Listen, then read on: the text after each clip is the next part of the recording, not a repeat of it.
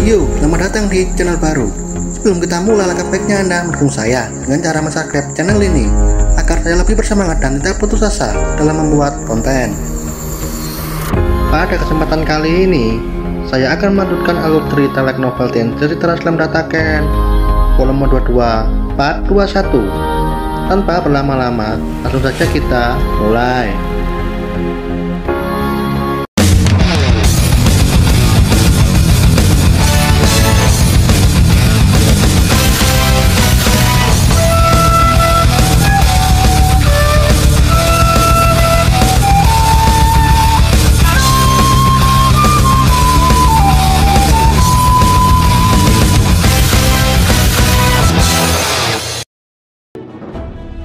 Cerita dilanjutkan dari keegoisan Diablo.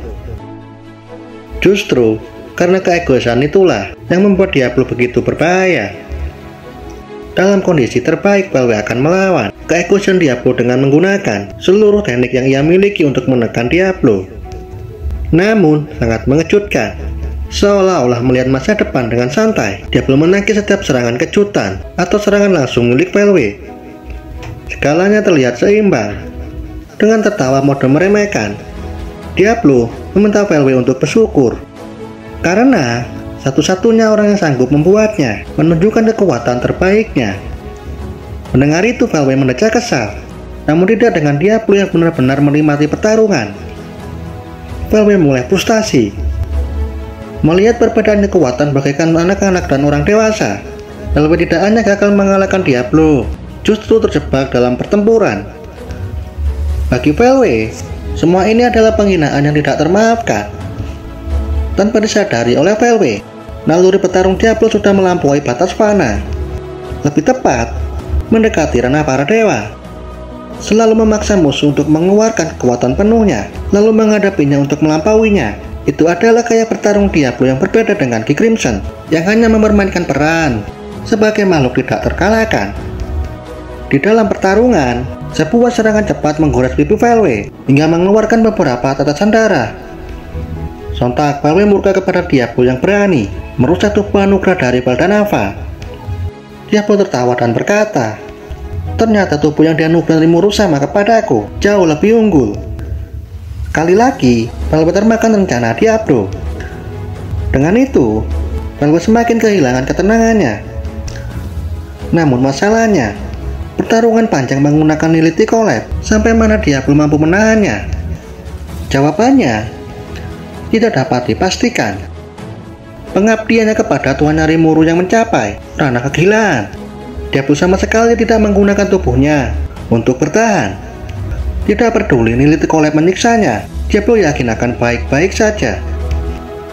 Jadi, sebagian besar authority dan skill itu berpengaruh kepada magical atau materi yang berbentuk sihir. Dengan memanipulasi magical secara bebas, menulis ulang hukum-hukum dunia, seseorang dapat menciptakan fenomena supranatural. Karena itu, orang yang mengacaukan magical di sekitarnya dengan magic interference, maka fenomena sihir dapat diganggu. Namun tidak dengan ultimate skill, levelnya jauh lebih tinggi. Ultimate skill memungkinkan penggunanya untuk mengendalikan spirit partikel hingga informasi partikel yang merupakan unit terkecil. Dalam arti, menyerupai authority dari seorang dewa. Kekuatan PLW adalah contoh paling sempurna. Namun fakta bahwa dia belum mampu menetralkan kekuatan PLW itu adalah bukti dia juga memahami bagaimana cara informasi partikel bekerja. Diablo menggunakan ultimate skill Temptation War untuk mengacaukan informasi partikel. Dengan itu, ultimate skill Diablo secara efektif menyegel authority milik PLW.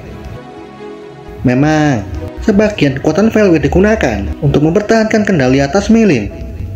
Namun PLW pasti masih memiliki ultimate skill lainnya. Tapi nyatanya, ultimate skill lainnya juga disegel. Dan itu adalah sesuatu yang tidak masuk akal. Dengan itu cara Diablo menutup keunggulan PLW. Namun PLW bukanlah orang bodoh. Dia berpura-pura mengikuti permainan Diablo sambil mengamati dan menganalisis. Dan pada akhirnya, PLW menyadari bahwa tindakan Diablo sangat ekstrim dan berbahaya. Tidak salah lagi, PLW tahu Energi yang bersemayam di dalam diri Diablo adalah Neolithic Collapse, kekuatan yang mampu menghancurkan dunia. Namun di sisi lain, Valve mendapat keuntungan jika Diablo hilang kendali atas Neolithic Collapse. Dengan kata lain, Valve tidak perlu repot-repot menghancurkan pohon dunia. Namun di saat yang sama, Valve punya pemikiran bahwa Diablo tidak akan gagal mengendalikan Neolithic Collapse. Karena dulu hingga sekarang, semua rencana Valve akan selalu gagal jika berhadapan dengan Diablo. Valve merasa ngeri.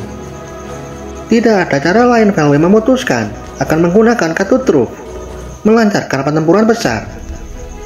Sedangkan Jalario yang menjadi penonton, Jalario memasang ekspresi tegang sama halnya dengan Valve.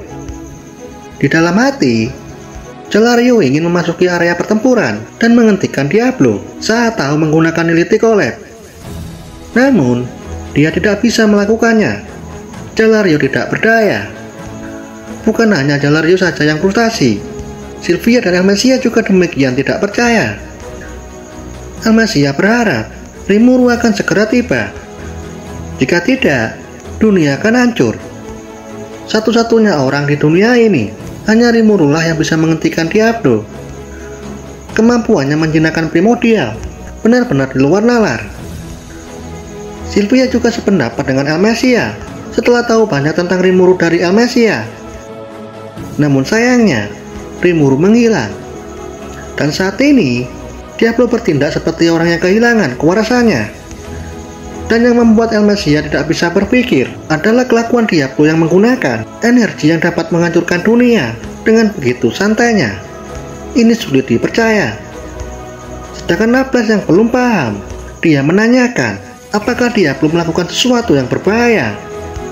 Pertanyaan Naples juga memiliki tujuan pendekatan kepada istri dan anaknya Almesia yang sudah tumbuh dewasa. Namun, niat ingin agar bisa lebih dekat, Lapis malah melakukan hal buruk. Dengan tatapan dingin, Sylvia meminta Lapis untuk diam jika tidak tahu ini sangat berbahaya. Sementara reaksi Almesia lebih pedas. Almesia kira sosok ayah yang ibunya ceritakan adalah sosok yang keren dan mengagumkan. Ketika menatap wajah Lapis, Almesia menghela napas dan kecewa berat. Menyamakan Lapis yang dulu seorang pelawan dengan sekarang hanya seorang badut yang tiba-tiba mengaku sebagai ayahnya. Almesia tidak percaya Lapis adalah ayah palsu. Mendengar itu, Lapis panik dan pasrah. Menelan ludah pun sulit. Untuk mengubah situasi, Kakali menyela. Drama reuni keluarga itu penting, tapi tolong jelaskan apa yang terjadi. Ryan juga ingin tahu. Namun sebelum menjawab, Sylvia menanyakan Yuki yang sedang bertarung melawan Milim. Bagi Sylvia, Yuki sangat luar biasa. Kakali juga sependapat. Entah sejak kapan dia mendapat teleportasi instan. Leon juga sama. Jika ditanya, Leon tidak punya dendam kepada Yuki itu bohong. Namun dibalik semua itu, Leon mengakui cara Yuki menjalani hidup sangat mengesankan. Dan saat ini, apa ada yang bisa kami lakukan? Jalario merespon dengan gamblang. Sama sekali tidak ada yang bisa kita lakukan. Dan itu juga berlaku kepadaku. Almesia menambahkan, jika Neolithic Collapse Diablo sampai hilang kendali, dunia akan berakhir. Jadi yang bisa kita lakukan saat ini hanyalah menunggu Rimuru kembali. Mereka yang baru tahu langsung terdiam membeku saat tahu betapa berbahayanya Neolithic Collapse. Cerita berpindah di saat di Crimson dan Fajar bertarung serius. Tingkat bahaya pertarungan mereka lebih tinggi. Sedangkan di dalam penghalang, Testarossa menatap Moss dengan dingin, lalu menanyakan tentang penghalang yang dibuat bisa bertahan atau tidak. Sebenarnya, itu adalah pertanyaan yang ingin Moss teriakan, namun Moss tidak berani. Moss ingin mengatakan bahwa parir ini tidak bisa bertahan. Namun jika Moss benar-benar mengatakan itu sebelum dunia hancur, Moss akan menerima nasib yang lebih mengerikan dari Testarossa. Tidak ingin mengambil resiko, Moss mengatakan sudah menggunakan seluruh kekuatannya. Di saat situasi semakin genting, bantuan datang. Jika parir ini hancur, aku akan memanggilmu, kakak tercinta. Itu adalah pernyataan Ryan. Melihat semuanya, serta hanya bisa menghela nafas karena jawaban tidak relevan. Tak lama kemudian, penghalang bergetar. Extreme Full Finishing.